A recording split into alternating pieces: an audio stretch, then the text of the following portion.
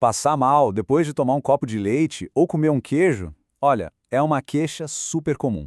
Mas o que parece uma coisa simples, né? Na verdade, pode ter umas causas bem mais complexas por trás. E é exatamente isso que a gente vai investigar hoje. Pois é. A primeira coisa que vem à cabeça é sempre: é intolerância à lactose. Mas e se a resposta não for tão simples assim? E se o problema estiver, na verdade, em outra parte do leite? Vamos juntos nessa investigação para entender o que pode estar acontecendo aí no organismo. Então, para a gente não se perder, olha só o nosso roteiro de investigação. Primeiro, vamos falar do suspeito de sempre, a lactose. Depois, a gente vai ver o que acontece quando a lactose não é a culpada. Em seguida, vamos traçar o caminho do diagnóstico e, por fim, colocar o leite sobre uma investigação mais ampla. Bora lá! Ok, vamos começar pelo começo, pelo suspeito número 1. Todo mundo já ouviu falar de intolerância à lactose, né? Mas vamos entender direitinho o que isso significa lá dentro do nosso corpo. Vamos lá, de forma bem simples. A lactose é o açúcar do leite. Pensa nela como uma molécula grande que o corpo não consegue usar do jeito que ela é. Para isso, a gente precisa de uma ferramenta, uma enzima chamada lactase. A lactase funciona como uma tesourinha, que corta a lactose em duas partes menores, a glicose e a galactose. Aí sim, o corpo absorve. O problema todo começa quando essa ferramenta, essa enzima... E aqui a gente vê a diferença na prática. Para quem é tolerante, beleza. A lactase faz o trabalho dela no intestino delgado e tudo é absorvido sem drama. Agora, para quem é intolerante, a história é outra. A lactose passa direto e chega inteira no intestino grosso. Lá ela vira um verdadeiro banquete para as bactérias. E o resultado dessa festa toda? Fermentação, que gera gases, inchaço, dor, todo aquele desconforto que a gente conhece. Agora, se liga nesse dado que é bem surpreendente. A gente tende a pensar que não digerir lactose é o problema, mas, na verdade, a capacidade de digerir lactose na vida adulta é que é a exceção genética. Olha só os números. Para a grande maioria da população mundial, o normal é a produção de lactase diminuir depois da infância. Isso é o padrão da nossa espécie, uma adaptação que aconteceu ao longo dos últimos milhares de anos de evolução. E os sinais de alerta, bom, eles vão muito além do inchaço e dos gases. A gente está falando de dor de cabeça até enxaqueca. Mas o mais sério, muitas vezes, é o que a gente não vê. Essa fermentação constante cria uma verdadeira bagunça no intestino, o que os especialistas chamam de disbiose. E essa bagunça toda atrapalha a absorção de nutrientes importantes como vitamina D e cálcio. Ou seja, não é só sobre desconforto, é sobre a nossa nutrição. Certo, mas e aí vem a grande questão, o ponto de virada. E quando a pessoa corta tudo que é lactose, compra produtos sem lactose e mesmo assim continua passando mal? É aqui que a nossa investigação fica de verdade interessante. É um sinal claro de que a lactose pode não ser a única vilã da história. Tá na hora de ampliar a nossa lista de suspeitos. Então, vamos para a segunda parte da nossa investigação. Se não é a lactose, o que mais pode ser? A gente precisa lembrar que o leite é um alimento super complexo, cheio de outros componentes que também podem causar reações. E aqui entra o nosso suspeito número 2, a caseína, que é a principal proteína do leite. A história é a seguinte. Antigamente, todo o gado produzia leite com caseína do tipo A2.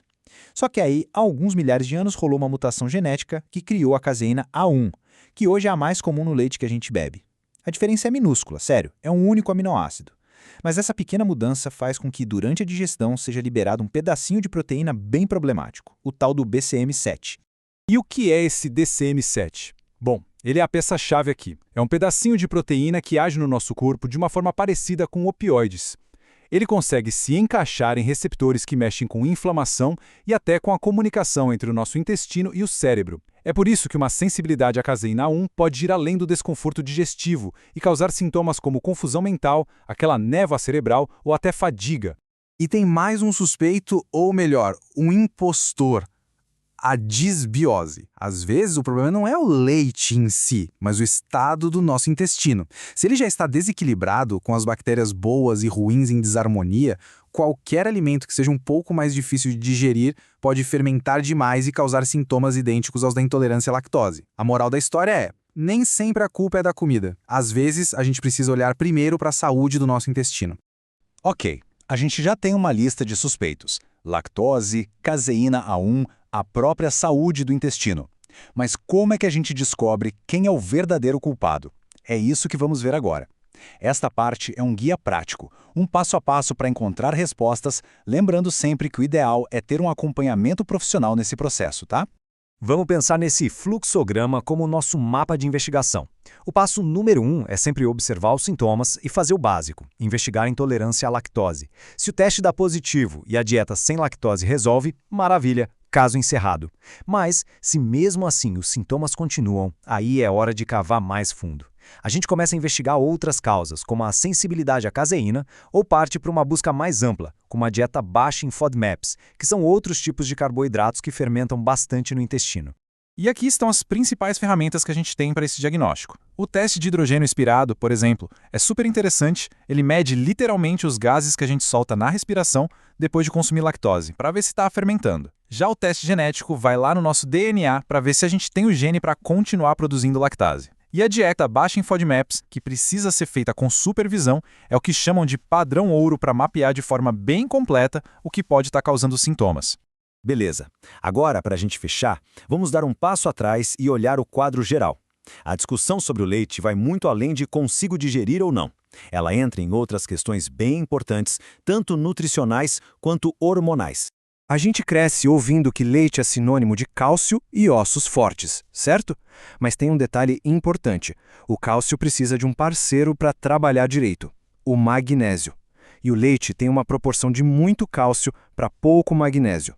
Num mundo onde a deficiência de magnésio já é comum, consumir muito laticínio pode, olha que paradoxo, acabar agravando esse desequilíbrio.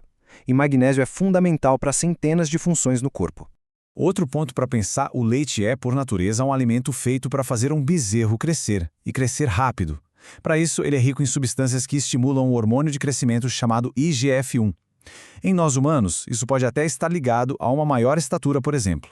Mas, por outro lado, alguns estudos levantam a questão se esse estímulo constante ao crescimento celular não poderia estar associado a outros riscos. É, sem dúvida, mais uma peça nesse quebra-cabeça complexo. Então, no fim das contas, a questão mais importante talvez não seja um simples sou tolerante ou intolerante. A verdadeira pergunta é, o que o corpo está tentando dizer com esses sinais?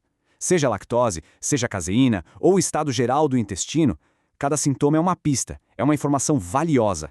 Aprender a escutar e a decifrar essas mensagens é o verdadeiro caminho para cuidar da saúde de um jeito único e personalizado.